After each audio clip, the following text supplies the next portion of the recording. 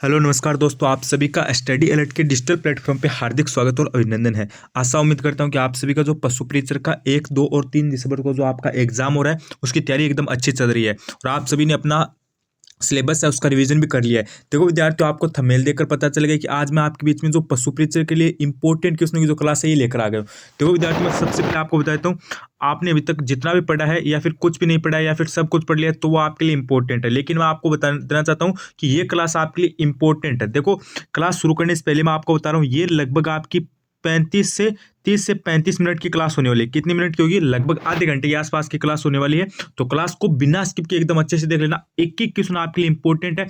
And में आप खुद कमेंट करके बोलोगे कि सर जी क्लास में मजा आ गया। इस क्लास की विशेषता क्या है? इसमें देखो आपके राजस्थान जी के, पशुपालन, विज्ञान, गणित, करंट अफेयर सभी सब्जेक्ट के क्वेश्चन आपके डाले गए हैं और 150 शानदार दमदार प्रश्न मैं आपको करवाने वाला हूं। जैसे आपके एग्जाम में जिस लेवल के प्रश्न आएंगे ना, उसी लेवल के प्रश्न मैंने डाले हैं। अब आपको पता है, कोई भी पेपर होता है उसमें 25% क्वेश्चन आपको आसान देखने को मिलते हैं, 50% क्वेश्चन आपको मीडियम देखने को मिलते हैं और 25% क्वेश्चन आपको हार्ड देखने को मिलते हैं। यानी शानदार लेवल के क्वेश्चन मैं आपके बीच में लेकर आ गया हूं। तो एक बार अच्छे से क्लास को देख लेना और जो न्यू स्टूडेंट है वो सभी के सभी चैनल को सब्सक्राइब कर देना, ठीक है। एक मैं आपसे निवेदन करना चाहता हूँ, देखो मैं आपको दो बात बोलने वाला हूँ। एक तो आप वीडियो को लाइक कर देना, एक आप चैनल को सब्सक्राइब कर देना, ठीक है। और एक विद्यार्थी मैं आपको बताता हूँ, इस क्लास की जो पीडीएफ है ना, पीडीएफ वो आपको टेलीग्राम चैनल पर मिल जाएगी। टेलीग्राम चैनल की मैंने लिंक कमेंट बॉक्स में पिन कर रखी है, उसके थ्रू आप टेलीग्राम चैनल ज्वाइन कर लेना। तो चलिए क्लास को स्टार्ट कर लेते हैं, ज्यादा कुछ देरी नहीं करेंगे। सबसे पहला क्वेश्चन आपकी स्क्रीन के सामने आ गया है। एक एक क्वेश्चन इंपॉर्टेंट है। जैसे आपके एग्जाम में क्वेश्चन आएंगे ना, जैसे फर्स्ट क्वेश्चन जीके का आ गया, फिर सेकंड आपका जैसे करंट का आ गया, थर्ड आपका साइंस का आ गया, फोर्थ आपका मैथ का आ गया और 5 आपका जैसे पशुपालन का आ गया, उसी हिसाब से मैंने क्वेश्चन डाले हैं। तो प्रश्न क्या करे कि 2011 की जनगणना के अनुसार निम्न में से राजस्थान के किस जिले में शहरी लिंगानुपात सर्वाधिक था? आपको पता है आपकी 2011 की जो जनगणना है वो आपकी ज्योग्राफी के सिलेबस में साफ साफ दे रखी है, वहां पर मेंशन की गई है। तो वहां से कन्फर्म आपका क्वेश्चन पुटअप होगा, ठीक है। तो वहां पे क्वेश्चन आपको पता है कन्फर्म आने वाला है। तो ये इंपॉर्टेंट क्वेश्चन है कि 2011 की जनगणना के अनुसार राजस्थान के किस जिले में सबसे ज्यादा शहरी लिंगानुपात था? तो ये आपका किस में था? ये आपके टोंक जिले में था। कौन से जिले में था? टोंक जिले में। विकल्प नंबर आपका एक राइट हो जाएगा। उसके बाद विद्यार्थियों, आपका अगला प्रश्न क्या करे? उसके बाद देखो, अगला प्रश्न आपका पशुपालन का है भाई। गर्भर विधि का उपयोग प्रेक्षण ये किसके लिए किया जाता है? क्वेश्चन को आप एक बार आसान भाषा में वापस समझिए कि गर्भर टेस्ट है, इसका उपयोग किसके लिए किया जाता है? गर्भर टेस्ट का उपयोग, ठीक है, वो किसके लिए किया जाता है? अम्लीयता के लिए किया जाता है, विटामिन के लिए किया जाता है, प्रोटीन के लिए किया जाता है या फिर वसा के लिए किया जाता है? तो इसमें आपका विकल्प नंबर यहां से 4 राइट हो जाएगा। वसा के लिए किया जाता है।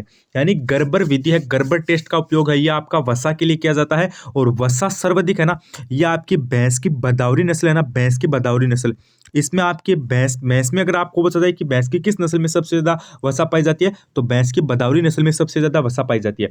और अगर आपको पशु के तौर पे पूछे कि कौन से पशु में सर्वाधिक वसा पाई जाती है, तो आप भेड़ बता देना, ठीक है। सबसे ज्यादा भेड़ होगा और भैंस है ना, ये 2 नंबर पे है। और भैंस में सबसे ज्यादा है ना वो बदावरी होगी, जैसे भैंस से भेड़ और भैंस से बदावरी। ये बात आपको ध्यान रखनी है। एक बार मैं आपको ये भी बताता हूँ, देखो आज की क्लास है ना, इससे आपको ये पता चल जाएगा कि क्वेश्चन कहां से ज्यादा आएंगे। जो सिलेक्टेड टॉपिक है ना, लास्ट समय में उनको पढ़ो भाई, वहां से ज्यादा क्वेश्चन। अब आपको पता है आरएसएस भी बोर्ड है, वो किस टाइप की क्वेश्चन पूछता है उसका आपको खुद को पता चल जाएगा, क्योंकि मैं जितने भी क्वेश्चन करवा रहा हूँ वो सारे के सारे क्या है, ओल्ड क्वेश्चन आरएसएस ने पूछ रखे हैं। तो आपको खुद को पता चल जाएगा कि क्वेश्चन कहां से पुटअप होगा। तो अगला प्रश्न क्या पूछा जा रहा है? उसके बाद अगला प्रश्न पूछा जा रहा है कि कौन सी अधातु चमकीली है? ये थोड़ा सा इंपॉर्टेंट साइंस का प्रश्न आ गया। मैंने बोला था ना सब सब्जेक्ट की क्वेश्चन है भाई। तो प्रश्न क्या है कि जैसे कौन सी अधातु है वो चमकीली है? साइंस में आपका एक सिलेबस में टॉपिक मेंशन किया गया है, धातु और अधातु, ठीक है, मेटल्स और नॉन मेटल्स। तो यहां से ये क्वेश्चन लाया गया है। तो क्वेश्चन क्या करे कि कौन सी अधातु चमकीली है? अब आपको पता है धातु होती है ना, धातु वो तो क्या होती है, सारी की सारी चमकीली होती है। लेकिन कुछ अपवाद है, कुछ अधातु है ना, कुछ अधातु वो भी क्या होती है, चमकीली होती है। और वही बात हमसे पूछी गई है कि कौन सी अधातु चमकीली है, जैसे आयोडीन, सल्फर, कार्बन, नाइट्रोजन। तो इसमें आपका विकल्प नंबर आपका यहां से एक राइट हो जाएगा। यानी गुरुजी ऑप्शन नंबर ए है ना, आयोडीन। आयोडीन आपकी क्या है, एक अधातु है और वो क्या है, साथ में चमकीली भी है। चलो अगला प्रश्न देखो। उसके बाद विद्यार्थियों, आपका अगला प्रश्न क्या पूछा जा रहा है? अगला प्रश्न है, देख लो, करंट से आ गया भाई, सबके क्वेश्चन डाले हैं। प्रश्न क्या कर रहा है? राष्ट्रीय महिला आयोग का 9वां अध्यक्ष कौन बना था? बताओ भाई। ये इंपॉर्टेंट क्वेश्चन आपके लिए। तो बताओ भाई, राष्ट्रीय महिला आयोग का 9वां अध्यक्ष कौन बना? रेखा शर्मा, स्वाति मालीवाल या विजय किशोर राहटकर या फिर संजना वर्मा? तो इसमें विकल्प नंबर कौन सा हो जाएगा? इसमें आपका हो जाएगा विजय किशोर। कौन हो जाएगा? विजय किशोर। ये आपकी क्या है? राष्ट्रीय महिला आयोग के 9वें अध्यक्ष बने हैं। ठीक है, ये बात आपको ध्यान रखनी है। एक विद्यार्थी, आपको मैं मैथ का क्वेश्चन करवा देता हूँ। जैसे हाल ही में कर्मचारी चयन बोर्ड ने एक पेपर लिया था, उसमें क्या पूछा था? एक क्वेश्चन आया था मैथ का। ठीक है, वो थोड़ा सा मैं आपको बताता हूँ कि साधारण ब्याज की गणना की जाती है। क्या है क्वेश्चन? क्या था कि साधारण ब्याज की गणना की जाती है। उसमें एक ऑप्शन दे रखा था केवल मूलधन पर। तो ये बात आपको ध्यान रखनी है, साधारण ब्याज की हमेशा गणना है ये केवल मूलधन पर की जाती है। क्योंकि आपके मन में डाउट था कि सर जी आपने मैथ का क्वेश्चन नहीं करवाया, तो एक मैथ का भी छोटा सा क्वेश्चन मैं आपको करवा देता हूं। उसके बाद देखो विद्यार्थियों, अगला प्रश्न क्या है? रानीखेत बीमारी किससे संबंधित है? गाय, भैंस, ऊंट, मुर्गी? विकल्प आपको 4 दे रखे हैं। रानीखेत, बताओ भाई। रानीखेत है ना, ये आपकी मुर्गी की है भाई, मुर्गी की। और मैं ये क्वेश्चन आपको क्यों करवा रहा हूं? क्योंकि आपके सिलेबस में एक टॉपिक मेंशन कर रखा है पशुपालन में, कुक्कुट। कौन सा सिलेबस आपका टॉपिक है? कुक्कुट पालन। तो वहां से इंपॉर्टेंट क्वेश्चन है, सीधा सीधा प्रश्न बन सकता है। अगला प्रश्न, उसके बाद विद्यार्थियों आपका अगला प्रश्न क्या पूछा जा रहा है? ये देख लो, न जाने कितने एग्जाम में आ गया। स्टेनोग्राफर के एग्जाम में आया था, और रिसेंटली 1-2 एग्जाम और हुआ था, उसमें भी ये प्रश्न आया था। बिछियो, लालर, नोखिला और सीकर राजस्थान के क्या है? बिछियो, लालर, नोखिला और सीकर, ये देखो है ना, ये मेवाड़ क्षेत्र में प्रचलित है। ये क्या है? मेवाड़ क्षेत्र में प्रचलित है। किंतु परंतु बट क्वेश्चन में क्या पूछा है कि ये सभी क्या है? लोक नाटक है, लोकगीत है, लोक नृत्य है, वाद्य यंत्र है। तो ये सभी हो जाएंगे लोकगीत। ध्यान से पढ़ लेना, बिछियो, लालर, नोखिला और सीकर, ये सभी मेवाड़ क्षेत्र के लोकगीत हैं। अरे कौन से क्षेत्र के लोकगीत है? मेवाड़ क्षेत्र के लोकगीत हैं। चलो अगला प्रश्न देखो। उसके बाद अगला प्रश्न क्या कह रहा है? रट या मस्त अवस्था किस पशु में देखने को मिलती है? ये थोड़ा सा आपका पशुपालन से इंपॉर्टेंट क्वेश्चन है कि रट या फिर मस्त अवस्था है ये किस पशु में देखने को मिलती है? गाय, भेड़, बकरी, ऊंट? तो ये आपके ऊंट में देखने को मिलती है। ठीक है, एक आपका प्रश्न आता है इंसुलिन की मात्रा। क्या आता है? इंसुलिन की मात्रा है ये किस पशु के दूध में पाई जाती है? ये भी एक क्वेश्चन आता है। तो ये मात्रा है ना, ये आपकी ऊंटनी के दूध में पाई जाती है। ये किसके दूध में पाई जाती है? ऊंटनी के दूध में पाई जाती है। चलो अगला प्रश्न देखो। प्यारे बच्चों, अगला प्रश्न आपसे क्या पूछा जा रहा है? कच्छी घोड़ी नृत्य किस अवसर से संबंधित है? हाल ही में सीईटी का एग्जाम हुआ था, उसमें एक क्वेश्चन बना था भाई, कच्छी घोड़ी नृत्य है ये किस अवसर से संबंधित है? जैसे तीज, विवाह, नवरात्रा, होली, काफी सारे 90% विद्यार्थी इसमें होली करके आए थे, लेकिन होली इसमें नहीं होगा। क्योंकि आपको पता है कच्छी घोड़ी नृत्य है ना, कच्छी घोड़ी नृत्य ये आपका शेखावाटी क्षेत्र का प्रचलित है। कौन से क्षेत्र का प्रचलित है? ये शेखावाटी क्षेत्र का प्रचलित है। अब काफी सारे क्या सोचते हैं कि शेखावाटी क्षेत्र का प्रचलित है तो ये होली पे किया जाता है, ये गलत बात है। हाँ, हालांकि जैसे शेखावाटी क्षेत्र के बाकी जो नृत्य है ना, जैसे अपना गिंदड़ हो गया, चंग हो गया, ये भी शेखावाटी के, ये भी आपके होली पे किए जाते हैं। किंतु परंतु बट लेकिन ये कच्छी घोड़ी नृत्य ये आपका होली पे नहीं होगा। ये तो बात मैंने आपको क्वेश्चन स्टार्ट किया तो उस टाइम बता दी। तो ये किस में होगा? ये आपकी विवाह के अवसर पे होगा भाई। कच्छी घोड़ी नृत्य आपका विवाह के अवसर पे किया जाता है। तो इसमें विकल्प नंबर 2 राइट हो जाएगा। अगला प्रश्न देखो। हाँ, यहाँ पे थोड़ा सा करेक्शन कर लेना, ये कच्छी घोड़ी नृत्य है। ठीक है, चलो अगला प्रश्न देखो। प्यारे बच्चों, अगला प्रश्न आपसे क्या पूछा जा रहा है? अगला है कि 5वें राष्ट्रीय जल पुरस्कार में सर्वश्रेष्ठ प्रदर्शन करने वाला राज्य कौन सा था? अच्छा क्वेश्चन है भाई। 5वें राष्ट्रीय जल पुरस्कार में सर्वश्रेष्ठ प्रदर्शन करने वाला राज्य कौन सा था? उत्तर प्रदेश, मध्य प्रदेश, पंजाब, उड़ीसा? तो इसमें विकल्प नंबर आपका सर जी 4 राइट हो जाएगा। उड़ीसा। ध्यान से देख लेना भाई। ठीक है, उड़ीसा है। ये 5वें राष्ट्रीय जल पुरस्कार हुआ था, उसमें शीर्ष स्थान पर रहा था। उसमें क्या हुआ था? शीर्ष स्थान पर रहा था। सबसे अच्छा प्रदर्शन क्या था? तो विकल्प नंबर आप यहां से 4 को राइट कर देना। चलो अगला प्रश्न देखो। प्यारे बच्चों, अगला प्रश्न आपसे क्या पूछा जा रहा है? ये देख लो। ये क्वेश्चन मैं आपको बताता हूँ। हाल ही में जैसे एक तो आपका एलडीसी का एग्जाम हुआ था, जिसका रिजल्ट आया था कल परसों। जिसका एग्जाम कब हुआ था? एलडीसी, जिसका एग्जाम हुआ था अगस्त में। उसके बाद सीईटी का एग्जाम, सीईटी के 2 पारी में पूछा था। एक तो पूछा था शायद जो 6ठी शिफ्ट थी ना, 24 तारीख की, एक उसमें आया था। एक शायद आया था 4th शिफ्ट में। यानी ये 3 पेपर में आ चुका है। ठीक है, और इससे पहले भी आ चुका है। क्वेश्चन इंपॉर्टेंट है, बार बार रिपीट होता है कि रणथंबोर के चौहान वंश के संस्थापक कौन थे? पशु परिचर की आपकी 6 शिफ्ट हो रही है, क्या पता एक बार वापस आपकी कोई भी शिफ्ट में रिपीट हो जाए। तो क्वेश्चन आपको पता है बहुत सारे रिपीट होते हैं। तो प्रश्न क्या करे कि रणथंभौर के चौहान वंश है, इसके संस्थापक कौन थे? हमीर, पृथ्वीराज, वीरनारायण, गोविंदराज। तो इसमें आपके हो जाएंगे गोविंदराज। ध्यान से देख लेना भाई, रणथंभौर के चौहान वंश के जो आपके संस्थापक है ना वो गोविंदराज थे। एक आपके जालोर, जालोर के चौहान के बारे में पूछा जाता है कि जालोर के चौहान वंश का संस्थापक कौन था। अगर आपको जालोर के बारे में पूछे ना तो आप कृतिपाल बता देना। कौन बता दोगे आप? कृतिपाल बता दोगे, ठीक है। तो विकल्प नंबर आपका यहां से 4 राइट हो जाएगा, यानी विकल्प नंबर डी राइट हो जाएगा, ऑप्शन नंबर डी। अगला प्रश्न, प्यारे बच्चों अगला प्रश्न आपसे क्या पूछा जा रहा है? विकास अध्ययन संस्थान कहां पर स्थित है? ये प्रश्न भी सीटी में आया था, इंपॉर्टेंट है, ठीक है। राजस्थान जीके में तो आप सारे प्रश्न पढ़ लोगे, लेकिन इस टाइप के 5-6 क्वेश्चन आएंगे और वो क्वेश्चन आपको पता है सिलेक्शन वही क्वेश्चन करवा के जाते हैं। अब मान लो राजस्थान जीके के आपको पता है 55 क्वेश्चन आएंगे, अब 50 ऐसे क्वेश्चन है जो आपको सब जगह मिल जाएंगे और सबको आते हैं, वो सब करके आ जाएंगे। और 5-7 क्वेश्चन ऐसे होते हैं जो किसी को नहीं आते हैं, और आखिरकार वही क्वेश्चन आपको क्या मेरिट में लेकर आते हैं, क्योंकि आपको पता है ज्यादा फर्क देखने को नहीं मिलता है भाई। आप जब देखते हो मेरिट में तो ज्यादा फर्क देखने को नहीं मिलता है। प्रश्न क्या करे कि विकास अध्ययन संस्था कहां पर स्थित है? तो ये आपकी है ना, ये राजधानी जयपुर केंद्र है। कहां पर है? राजधानी जयपुर केंद्र है। उसके बाद अगला प्रश्न क्या कह रहा है? अगला प्रश्न कह रहा है कि मुर्गियों में आवाज उत्पन्न करने वाले अंग का नाम बताना है। ये प्रश्न आया था किसमें? ये आया था आपके जो LSA है ना एग्जाम, यानी आपका जो पशुधन सहायक का एग्जाम है, पशु परिचर के जस्ट ऊपर की पोस्ट होती है, उसका एग्जाम था, उसमें आया था। और मैं 100% बोलता हूं कि जैसे आपको पता है कोई भी एग्जाम होती है तो उससे आपको लेवल का पता चल जाता है कि किस टाइप की क्वेश्चन यहाँ से पूछे जाएंगे। अब कर्मचारी चयन बोर्ड ने पशु परिचर का एग्जाम तो आज से पहले नहीं करवाया, ये फर्स्ट बार हो रहा है, लेकिन पशुधन सहायक का तो करवाया है ना, वहां से हमें थोड़ा बहुत पता चल सकता है कि किस टाइप के क्वेश्चन आ सकते हैं। तो ये आपके सिलेबस में बाकायदा दे रखा है कुक्कुट पालन। कौन सा है? कुक्कुट पालन। तो वहां से इंपॉर्टेंट क्वेश्चन है कि मुर्गियों में आवाज उत्पन्न करने वाले अंग का नाम क्या है? तो इसमें क्या हो जाएगा? सिरिंग्स हो जाएगा। क्या हो जाएगा? सिरिंग्स। यानी मुर्गियां आवाज है ये किससे निकालती है? सिरिंग से निकालती है। आप सभी को पता है मुर्गियों में जो अंडे उत्पादन करने वाली मुर्गी है उसको किस नाम से जाना जाता है? उसको लेयर्स के नाम से जाना जाता है, ठीक है। ये बात आपको ध्यान रखनी है। उसके बाद अगला प्रश्न क्या कह रहा है? हाँ, उसके बाद आपका अगला प्रश्न करे कि ये हिस्ट्री से इंपॉर्टेंट है। अभी प्रश्न देखो, आपकी हिस्ट्री में एक टॉपिक है साफ साफ जैसे मेंशन कर रखा है। मेंशन क्या कर रखा है कि ऐतिहासिक घटनाएं। तो वहां से देखो, अब आपको पता है ऐतिहासिक घटनाएं में आपको डेट टाइम पीरियड के हिसाब से क्वेश्चन पूछे जाएंगे। तो प्रश्न क्या है कि 1903 में बिजोलिया किसान आंदोलन पर चौरी कर किसने लगाया था?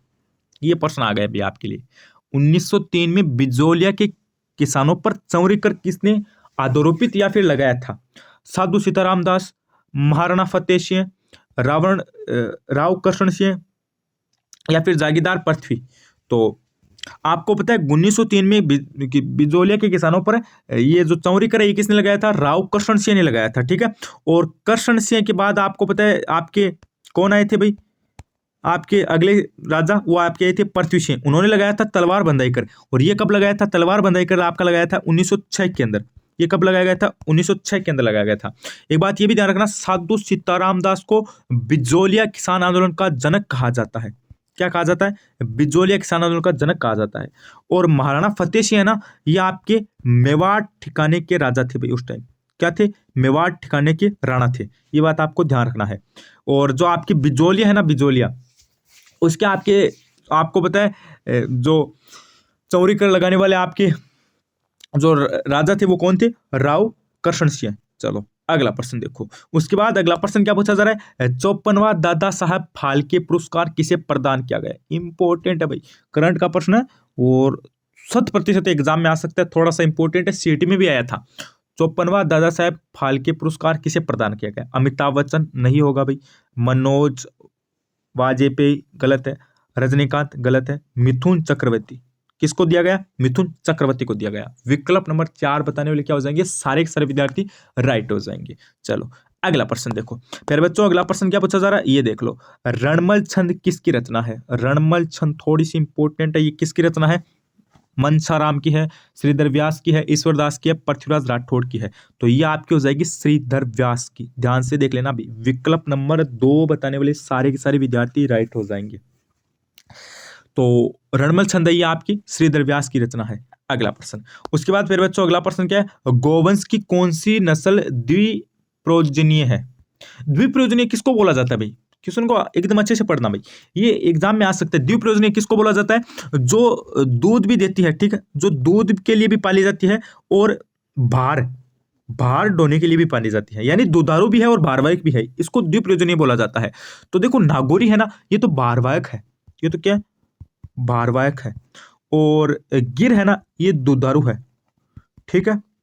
और राठी है ना, ये भी दुधारू है, क्या है? दुधारू।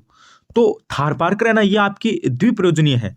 विकल्प नंबर आपका 2 राइट हो जाएगा। चलो यहाँ पे विकल्प नंबर आपका 2 राइट हो जाएगा। अगला प्रश्न, उसके बाद फिर बच्चों अगला प्रश्न क्या है, ये देख लो, मैंने बोला था ना थोड़ा सा इंपॉर्टेंट है। 1857 के विद्रोह के समय जयपुर रियासत के पॉलिटिकल एजेंट कौन थे? वेरी वेरी इंपॉर्टेंट क्वेश्चन है। देखो मैं थोड़े से आपके पॉलिटिकल एजेंट है ये आपको याद करवा देता हूं। जैसे आपके सिरोही का अगर आपको पूछा जाए, सिरोही का अगर आपको सिरोही का पॉलिटिकल एजेंट पूछा जाए तो आप क्या बताओगे? जेडी होल, ठीक है। अगर आपको कोटा के पॉलिटिकल एजेंट पूछा जाए तो आप क्या बताओगे? मेजर बर्टन, ठीक है।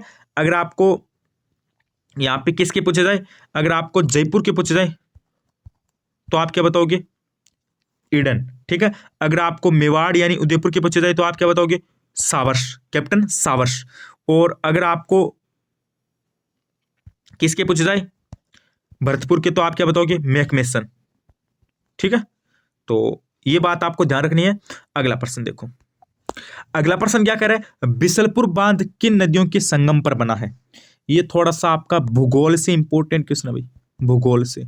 ज्योग्राफी आपके साफ साफ एक अलग से आपको पता है सिलेबस आपका मेंशन कर रखा है, तो इंपॉर्टेंट है वहां से। तो बिसलपुर बांध की नदियों के संगम पर है, बांध भी है और नदियां भी सिलेबस में है, अच्छे से पढ़ना भाई। तो बिसलपुर बांध ये आपको पता है टोंक के अंदर है। कहां पर है?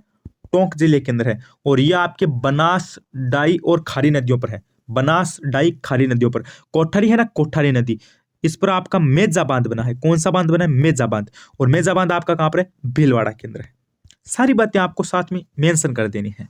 अगला प्रश्न, उसके बाद प्यारे बच्चों अगला प्रश्न क्या है? अगला प्रश्न है कि भेड़ों की इन नस्लों में कौन सी नस्ल राजस्थान के उदयपुर क्षेत्र में बड़े पैमानों पर पाई जाती है? अच्छा और इंपॉर्टेंट, गजब शानदार लेवल का प्रश्न है भाई। भेड़ के इन नस्लों में से कौन सी नस्ल राजस्थान के उदयपुर क्षेत्र में बड़े पैमाने पर पाई जाती है? चोकला, मालपुरा, नाली, सोनाड़ी। तो सोनाड़ी नस्ल है ना, यह आपके जैसे राजस्थान का दक्षिणी हिस्सा है, दक्षिणी हिस्सा यानी उदयपुर की साइड में, उदयपुर की साइड में पाई जाती है। तो ये थोड़ा सा इंपॉर्टेंट है। अगला प्रश्न, अगला प्रश्न क्या पूछा जा रहा है? अंतः अपवाद तंत्र में कौन सी नदियां सम्मिलित नहीं है? अच्छा, कौन सी नदी सम्मिलित नहीं है ये बात पूछी गई है। जैसे सूकड़ी, कांकनी, कांतली, साबी। आपको पता है जैसे आपकी अंतः प्रवाही नदियां किसको कहा जाता है? अंतः अपवाद तंत्र की नदियां किसको कहा जाता है? जो सिर्फ राजस्थान में ही सीमित हो उनको कहा जाता है।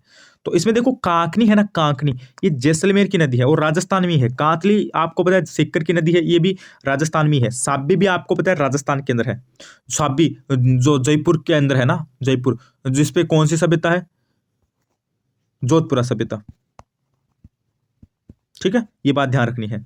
और सूकड़ी है ना, सूकड़ी ये कोई आपकी अंतः प्रवाह की नदी नहीं है। तो सर जी ये कहाँ की नदी है? अरे ये आपके, आपको पता है अरब सागर की नदी है। कैसे है सर जी? क्योंकि ये किसकी सहायक नदी है रे? अरे सर जी ये तो लूणी की है। और लूणी आपको पता है कहां पर जाती है? अरब सागर, कच्छ के रण में जाती है और अरब सागर में मिलती है। तो वो अरब सागर की नदी है। और लूणी आपको पता है नागपाड़ अजमेर से निकलती है। एक क्वेश्चन पुटअप हो सकता है, आराम से बोल रहा हूँ, सीधा सीधा क्वेश्चन आ सकता है कि जैसे नागपाड़ है ये कहां पर स्थित है? राजस्थान में नागपाड़ कहां पर स्थित है, ये प्रश्न बन सकता है। तो आप बताओगे अजमेर के अंदर है, ठीक है। अगला प्रश्न देखो फिर बच्चों, अगला प्रश्न आपसे क्या पूछा जा रहा है? अगला प्रश्न आपसे पूछा जा रहा है कि निरंजनी संप्रदाय के संस्थापक कौन थे? क्वेश्चन का लेवल देखो, मैंने बोला था ना क्लास अगर आप एकदम अच्छे से बिना स्किप के एकदम अच्छे से एंड तक देखोगे ना तो आप खुद बोलोगे सर जी क्लास में हमें मजा आ गया। एकदम शानदार लेवल की क्लास मैंने बनाई है अभी, क्लास में जान डाल दिया, मजा आ जाएगा। तो निरंजनी संप्रदाय के संस्थापक है संत हरिदास जी, दादू दयाल जी, संत माओ जी, लालदास जी। तो प्यारे बच्चों इसमें विकल्प नंबर आपका 1 राइट हो जाएगा, यानी संत हरिदास जी। संत हरिदास जी है ना, वो आपके क्या थे? निरंजनी संप्रदाय के संस्थापक थे। विकल्प नंबर 1 बताने वाले क्या हो जाएंगे? सारे के सारे विद्यार्थी राइट हो जाएंगे। अगला प्रश्न प्यारे बच्चों, अगला प्रश्न है कि टोडा कहाँ की नस्ल है? टोडा पूछिए आपसे कहाँ की नस्ल है? राजस्थान, मणिपुर, तमिलनाडु, गुजरात। अरे आपने इतने दिन पशु परिचर की तैयारी किया, पशुपालन पढ़ा है, तो आपको इतना तो नॉलेज है ना ये कि ये राजस्थान की नस्ल कौन सी है और कौन सी नहीं है। अब भारत में तो कौन सी नस्ल है कौन सी नहीं है, विदेश भारत की छोड़ो, आपको कम से कम राजस्थान को तो पता है ना कि राजस्थान की कौन सी नस्ल है या नहीं है। बिल्कुल पता है सर जी। तो ये ऑप्शन तो कट हो जाएगा। और एग्जाम में ध्यान रखना, अगर आपके कोई भी क्वेश्चन में 2 ऑप्शन कट हो रहे हैं ना, तो उसमें 100% आप तुक्का लगाना भाई, क्योंकि यहाँ पे नेगेटिव मार्किंग 1/4 है और रिस्क आपको लेना पड़ेगा, आप रिस्क ले लेना भाई। तो टोडा आपकी हो जाएगी तमिलनाडु की। किसकी हो जाएगी? तमिलनाडु की हो जाएगी। और मेरे अकॉर्डिंग ये शायद भैंस की नस्ल है ना। अगला प्रश्न, उसके बाद मेरे बच्चों अगला प्रश्न क्या है? मानव कोशिका में गुणसूत्रों की संख्या कितनी होती है? अरे मानव में गुणसूत्र पूछा है भैया आपसे। जैसे आपने गाय, भैंस, भेड़, बकरे सब में गुणसूत्र की संख्या याद कर ली, अभी आपको मानव में पूछा गया है कि मानव में कितनी गुणसूत्रों की संख्या पाई जाती है। तो मानव में आपको पता है कितने गुणसूत्र पाए जाते हैं भाई? अरे मानव में आपको पता है 46 गुणसूत्र पाए जाते हैं। कितने पाए जाते हैं? 46 गुणसूत्र पाए जाते हैं। तो ये थोड़ा सा इंपॉर्टेंट है, याद कर लेना। अगला प्रश्न, प्यारे बच्चों अगला प्रश्न क्या है? नीमच में विलय कब हुआ था? ये क्वेश्चन थोड़ा सा गलत टाइप हो गया ना, क्वेश्चन को आप वापस देख लेना भाई। नीमच में विलय कब हुआ? क्वेश्चन क्या है? नीमच में विलय कब हुआ? चलो, तो मैंने बोला था आपके हिस्ट्री के पोर्शन में एक मेंशन कर रखा है टॉपिक, जैसे ऐतिहासिक घटनाएं, तो वहां से इंपॉर्टेंट है, डेट पूछी जाएगी आपको कन्फर्म। 1857 की क्रांति की शुरुआत राजस्थान में 28 मई 1857 को होती है और नसीराबाद से होती है। और एरियनपुरा छावनी उसमें 23 अगस्त को विद्रोह हुआ था और नसीराबाद में 28 मई को हुआ था। और मेरे अकॉर्डिंग शायद बता रहा हूं मैं आपको, जैसे आपका नीमच हो गया और एक कोटा का विद्रोह है वो भी आता है, वो भी आप बताना भाई। तो नीमच में विद्रोह है ना, ये आपका 3 जून को हुआ था। नीमच में कब हुआ था? जस्ट आपके यहाँ पे नसीराबाद में हुआ था, उसके बाद जस्ट 4-5 दिन के बाद नीमच में हो गया था। ठीक है, चलो अगला प्रश्न देखो। पहले बच्चों अगला प्रश्न आपसे क्या पूछा जा रहा है? अगला प्रश्न पूछा जा रहा है कि मेंडल ने कितने विप्रयासी लक्षणों को युग्म अपने प्रयासों के लिए चुना? क्वेश्चन को आसान भाषा में, अच्छी लैंग्वेज में, अच्छी भाषा में समझो भाई। मेंडल ने कितने विप्रयासी लक्षणों के युग्म अपने प्रयासों के लिए चुने थे? तो मेंडल ने कितने युग्म चुने थे भाई? तो आपको पता है मेंडल ने मटर के पौधे पर प्रयोग किया था। ठीक है, और उसमें आपको पता है 7 चुने थे भाई। कितने चुने थे? 7 चुने थे। चलो अगला प्रश्न देखो। उसके बाद मेरे बच्चों अगला प्रश्न क्या है? ये देख लो, एक आपकी ज्योग्राफी में सिलेबस मेंशन करता है, मैंने ना क्लास 2 दे सिलेबस बनाई है भाई, यानी सिलेबस से बाहर कुछ भी मैंने नहीं डाला है। जो आपके सिलेबस के अंदर जो टॉपिक दिए गए वहीं से मैंने क्वेश्चन डाले हैं। तो सिलेबस में साफ साफ टॉपिक दे रखा है परिवहन। कौन सा टॉपिक है? परिवहन। तो परिवहन में आपको बताएं सब चीजें आ जाएगी, वायु परिवहन आ जाएगा और आपके रेलवे वगैरह है, बस वगैरह, सभी सड़क वगैरह सब चीजें आ जाएगी। तो इसमें आपको पता है सड़क परिवहन में, अब आपको पता है वायु परिवहन आता है, सड़क परिवहन आता है। अब सड़क परिवहन में आ गया तो उसमें बसें वगैरह सब आ जाएगी और रेल परिवहन में भी सब कुछ आ जाएगा। तो ये क्वेश्चन आ सकता है, ऑलरेडी 2-4 एग्जाम में आ गया है। उत्तरी पश्चिमी रेलवे का मुख्यालय कहां पर है? तो उत्तरी पश्चिमी रेलवे का मुख्यालय अपने राजस्थान के अंदर है, राजस्थान की राजधानी जयपुर के अंदर है। तो यहां से विकल्प नंबर आपका 3 राइट हो जाएगा। अगला प्रश्न देखो प्यारे बच्चों, अगला प्रश्न क्या पूछा गया है? निम्नलिखित में से कौन सा परिवर्तन नहीं है? रासायनिक परिवर्तन कौन सा नहीं है? ये देख लो, साइंस का क्वेश्चन है भाई। जैसे फलों का पकना, दूध का फटना, पानी का जमना, भोजन का पाचन। तो आपको पता है एक बात, तो आपको खुद को पता है, रासायनिक परिवर्तन होता है ना, उसमें नया पदार्थ बनता है। क्या बनता है? नया पदार्थ बनता है। और रासायनिक परिवर्तन है ये अस्थायी परिवर्तन है, ये आपको खुद को पता है। ठीक है, एक सेकंड, आपको एक बात ये बतानी है। हाँ सॉरी, मैंने गलती से रासायनिक परिवर्तन स्थायी बता दिया। रासायनिक परिवर्तन है ये आपके अस्थायी होते हैं, आपको खुद को पता है। और जो आपके सॉरी रासायनिक परिवर्तन है ये आपके क्या होते हैं? अस्थायी होते हैं। ये क्या होते हैं? आपके स्थायी होते हैं। और जो आपके भौतिक है ना, ये अस्थायी होते हैं। ये क्या होते हैं? अस्थायी।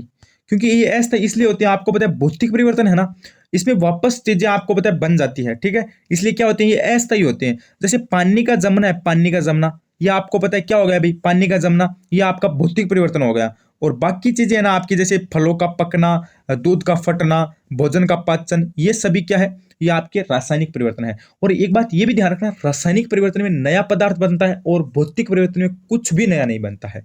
चलो अगला प्रश्न देखो। अगला प्रश्न क्या है, गोमती सागर पशु मेले का आयोजन कहां पर होता है? गोमती सागर, तो यह आपका झालरापाटन में होता है।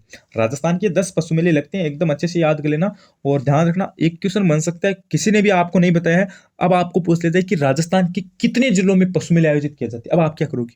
आप तो जल्दबाजी में 10 करके आ जाओगे। आप सोच रहे हो 10 मेले होते हैं आयोजन, तो आप ऐसा मत करना। हाँ, मेले तो 10 है आपके, लेकिन ये कितने जिलों में आयोजित होते हैं? क्वेश्चन क्या बनेगा कि राजस्थान के कितने जिलों में राज्य स्तरीय मेलों का आयोजन होता है। देखो, हाल ही में करंट अफेयर का क्वेश्चन बन सकता है। अभी वर्तमान में है ना, ये घोषणा की गई है कि राजस्थान के सभी जिलों में आने वाले समय में जो राज्य स्तरीय पशु मेला, इनका आयोजन किया जाएगा। लेकिन वर्तमान में सिर्फ 7 जिलों में आयोजन हो रहा है और सबसे ज्यादा आपके नागौर में लग रहे हैं। ये भी बात आपको ध्यान रखनी है। और गोमती सागर है ना, ये झालरापाटन में हो जाएगा। झालरापाटन में भी आपके 2 लगते हैं, झालरापाटन झालावाड़ के अंदर आता है। एक तो आपका चंद्रभागा लगता है, एक आपका गोमती सागर लगता है। ये दोनों आपको ऐड करनी है। अगला प्रश्न, प्यारे बच्चों, अगला क्या है ये देख लो। राज्य मुर्गी पालन कुक्कुट प्रशिक्षण संस्थान कहां पर स्थित है? अजमेर, बांसवाड़ा, जयपुर, अलवर, तो अजमेर में हो जाएगा। अगला प्रश्न क्या है, राजस्थान में अंडों की टोकरी कहलाने वाला जिला कौन सा है? अंडों की टोकरी किसको कहा जाता है भाई? अजमेर को कहा जाता है, क्योंकि अंडे का सर्वाधिक उत्पादन कहां पर होता है? सर्वाधिक उत्पादन तो सर जी आपके अजमेर में होता है। तो अंडों की टोकरी किसको कहा जाता है? अजमेर को कहा जाता है। अगला प्रश्न, फिर बच्चों अगला प्रश्न है कि परवन नदी के किनारे पर कौन सा वन्य जीव अभयारण्य स्थित है? परवन नदी के किनारे पर, तो सीतामाता अभयारण्य नहीं है, सज्जनगढ़ अभयारण्य भी नहीं है, फुलवारी की नाल भी नहीं है। देखो, नीचे वाले दोनों आपके उदयपुर के अंदर है और ये प्रतापगढ़ में हो जाएगा। और शेरगढ़ वन्य जीव अभयारण्य है ना, ये 12 के अंदर हो जाएगा। ठीक है, और ये परवन नदी के किनारे है। कौन सी नदी के किनारे है? परवन नदी के किनारे। अगला प्रश्न, अगला प्रश्न है कि आनुवंशिक के विज्ञान की मूल इकाई क्या है? आनुवंशिक के विज्ञान की मूलभूत इकाई क्या है? जीन, युग्मक, गुणसूत्र, क्रॉक। तो इसकी मूलभूत इकाई आपकी हो जाएगी जीन, क्योंकि सिलेबस में साफ साफ मेंशन कर रखा है आनुवंशिक से संबंधित शब्दावली। तो वहां पे इतना ही क्वेश्चन आपका उठाया जाएगा, कोई ज्यादा हार्ड क्वेश्चन पुटअप नहीं होगा भाई, ये बात आपको ध्यान रखनी है। अगला प्रश्न, उसके बाद अगला प्रश्न क्या है, सिक्का एलची किस क्षेत्र में प्रचलित था? ये देख लो, कितना शानदार प्रश्न है भाई। एलची सिक्का किस क्षेत्र में प्रचलित था या फिर किस क्षेत्र में चलता था? तो एलची सिक्का आपका मेवाड़ में चलता था। ध्यान से देख लेना भाई, एलची सिक्का कहां पर चलता था? मेवाड़ के अंदर। अगला प्रश्न, फिर बच्चों अगला प्रश्न आप क्या क्या पूछा जा रहा है, किस रंग के प्रकाश का तरंग दैर्घ्य अधिक होता है? तरंग दैर्घ्य, तो तरंग दैर्घ्य ना, प्रकाश का सिलेबस में मेंशन कर रखा है टॉपिक, प्रकाश का परावर्तन एवं उसके नियम। तो इसमें आपका लाल रंग हो जाएगा, यानी प्रकाश का तरंग दैर्घ्य सबसे अधिक किस रंग का होता है? लाल रंग का। चलो अगला प्रश्न है कि निम्नलिखित में से कौन सी धातु चाकू से काटी जा सकती है? Silver, gold, potassium, lead. तो ये आपकी हो जाएगी पोटेशियम। ध्यान से देख लेना भाई। एक तो आया था कि कौन सी चमकीली है, तो वो आपकी आयोडीन हो जाएगी। अब क्वेश्चन क्या बना है कि कौन सी चाकू से काटी जाती है? देखो, एक तो आपकी होती है सोडियम, एक तो कौन सी होती है? सोडियम। एक आपकी होती है पोटेशियम। ये है ना, ये आपकी चाकू से आसानी से काटी जा सकती है। तो विकल्प नंबर आपका 3 राइट हो जाएगा। अगला प्रश्न, फिर बच्चों अगला प्रश्न है कि मरुस्थलीय क्षेत्र का कौन सा नृत्य आपका बेल जाति के पुरुषों द्वारा विवाह किसमें किया जाता है? तो आपको पता है ये सारे नृत्य मरुस्थलीय क्षेत्र के हैं, लेकिन भम नृत्य ये आपका मेवात क्षेत्र का है। और ये तो आपका नहीं होगा, वैसे भी कट हो गया। और अग्नि नृत्य ये भी वैसे भी नहीं होगा, क्योंकि ये तो आपको पता है किस क्षेत्र में किया जाता है। देखो, ऑप्शन आपको मैं काट नहीं सिखाता हूँ एग्जाम में। आपको पता है अभी आपके ये एग्जाम है ना, इसमें 2 ऑप्शन अगर आप काट दोगे ना, तो आपका तुक्का सही हो जाएगा। और तुक्का आपको रिस्क लेनी पड़ेगी, और तुक्का आपका तभी सही होगा जब आप ऑप्शन काटोगे। 4 ऑप्शन में कभी तुक्का सही नहीं होता है। जैसे गिंदड़ नृत्य आपको पता है होली पे होता है, तो ये गलत हो जाएगा। ठीक है, और बम नृत्य आपको पता है मेवात का है, तो ये गलत हो जाएगा। अग्नि नृत्य आपको पता है ये आपका क्या होता है? संप्रदाय का नृत्य, तो ये नहीं होगा। ढोल नृत्य हो जाएगा। ढोल नृत्य है ना, ये विवाह के क्षेत्र में किया जाता है, और ढोल नृत्य आपका जालोर का है। और ये प्रश्न आया था भाई सीटी में। अगला प्रश्न देखो, अगला प्रश्न है कि किसने रक्त को विभिन्न वर्गों में वर्गीकरण किया था? तो यह हो जाएगा आपके कार्ल लैंडस्टीनर। यह आपके सीटी में आया था। उसके बाद प्रश्न है कि एशिया में सबसे बड़ा प्रजनन क्षेत्र है। एशिया में पक्षियों का सबसे बड़ा प्रजनन क्षेत्र है। रणथंबोर राष्ट्रीय उद्यान है, राष्ट्रीय मरु उद्यान है, नाहरगढ़ अभयारण्य है, या फिर केवलादेव राष्ट्रीय उद्यान है। तो इसमें आपका विकल्प नंबर 4 राइट हो जाएगा, यानी एशिया में पक्षियों का सबसे बड़ा प्रजनन क्षेत्र है, ये केवलादेव राष्ट्रीय उद्यान में हो जाएगा। अगला प्रश्न, फिर बच्चों अगला प्रश्न क्या पूछा गया? वीर्य में उपस्थित शर्करा का नाम बताइए भी। वीर्य में उपस्थित शर्करा का नाम बताइए। जंतुओं में जनन आपके सिलेबस में मेंशन कर रखा है, तो वहां से इंपॉर्टेंट क्वेश्चन है। तो वीर्य में उपस्थित शर्करा का नाम क्या है? माल्टोज है, लेक्टोज है, फ्रक्टोज है या फिर स्टार्च है। तो इसमें आपको पता है वीर्य में उपस्थित शर्करा का नाम है फ्रक्टोज। क्या है? फ्रक्टोज नाम है। विकल्प नंबर 1 राइट हो जाएगा। अगला प्रश्न, अगला कि पेरिस्कोप किसके सिद्धांत पर कार्य करता है? पेरिस्कोप किसके सिद्धांत पर कार्य करता है? प्रकाश के परिकर्णन पर, प्रकाश के अपवर्तन पर, प्रकाश के परावर्तन पर, प्रकाश के विवर्तन पर। तो पेरिस्कोप किसके सिद्धांत पर कार्य करता है? तो ये आपके सिलेबस में दे रखा है, प्रकाश के परावर्तन पर। किस पर करता है? प्रकाश के परावर्तन पर करता है। चलो अगला प्रश्न क्या दे रखा है आपका? जोहड़बेड़ बीकानेर में किस पशु का अनुसंधान स्थित है? किस पशु का अनुसंधान स्थित है जोहड़बेड़ बीकानेर के अंदर? तो जोहड़बेड़ में आपको पता है किसका है भाई? जोहड़बेड़ में ऊंट का है भाई। किसका है? ऊंट का। और भेड़ का है ना, भेड़ का। यह आपका अविक्का नगर में है, ध्यान से देख लेना भाई, अविक्का नगर टोंक में है। चलो अगला प्रश्न, अगला प्रश्न क्या है? राज्य सरकार में राज्य का मुख्य निर्वाचन आयुक्त किसे बनाया गया? तो ये मोहन लाल लाठर को बनाया गया। ठीक है, तो ये तो आज के आपके इंपॉर्टेंट क्वेश्चन थे। क्लास कैसी लगी जरूर बताना, चैनल को सब्सक्राइब करना, टेलीग्राम को जरूर ज्वाइन करना। धन्यवाद।